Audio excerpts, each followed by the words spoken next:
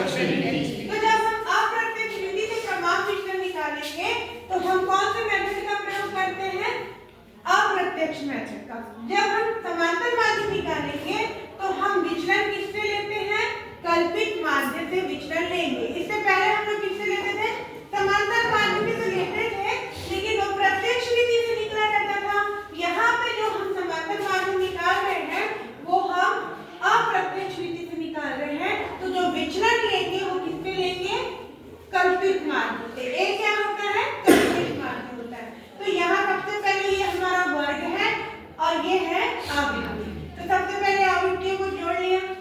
उसके बाद हमको क्या करना है? मीड वैल्यू निकालना है। तो हमने वर्ग का मध्य मूल्य निकाला। कैसे निकालते हैं? निम्न सीमा और उच्च सीमा को जोड़ लेते हैं और 2 से उसको भाग देते हैं। ऐसा किया तो हमको ये पूरा मध्य मूल्य ज्ञात हो गया। यही हमारा मेन पद है, इसी में हमको काम करना है। तो ये हो गया x। अब x से हमको क्या निकालना है? सबसे पहले हमको सूत्र में चाहिए समांतर माध्य।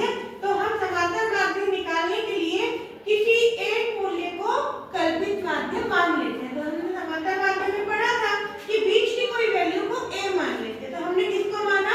25 को। अब जब हम विचलन ले रहे हैं, माने x में a को घटाएंगे, हमारा x ये है, विचलन ले रहे हैं, तो हमने हमारा जो a है वो कितना माना? 25 माना। 5 में 25 घटाया -20, 15 में घटाया -10। ऐसा करते करते हम इसको हल कर लेंगे। ठीक है। उसके बाद हमारा दूसरा चरण क्या होता है? हमको f dx चाहिए। तो हम यहाँ क्या करेंगे? dx का गुणा f से करेंगे, माने आवृत्ति से करेंगे। तो 20 और 8 का गुणा किया 160, 10 और 13 का किया 130, 16 और 0 का किया 0, 8 और 10 का किया 80 और 20 25 100। तो ये हम इसको हल जब करते हैं, माने माइनस माइनस को अलग करेंगे, प्लस प्लस को अलग करेंगे। तो ये हमारा प्लस हो गया 180 और माइनस हो गया। जो निकला वो क्या मिल गया हमको? सिग्मा f dx, जो कितना है? -110 है। अब मान रख दिया। अब यहाँ जब हम मान रखते हैं, a कितना है? 25 है। f dx कितना है? -110 है। इसको 50 से भाग देंगे। ब्रैकेट में लिखना है, माइनस है इसलिए, प्लस है तो नहीं लिखते। भाग दिया, कितना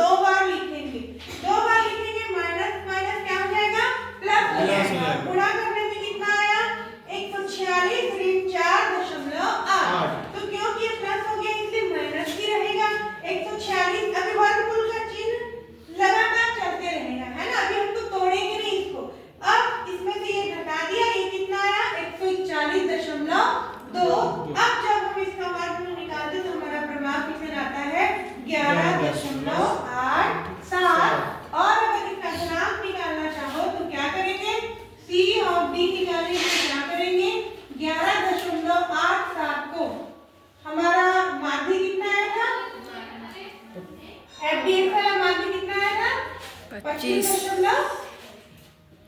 देख लो 25 22.8 इससे क्या करेंगे तो ये हमारा गुणांक ज्ञात हो जाएगा।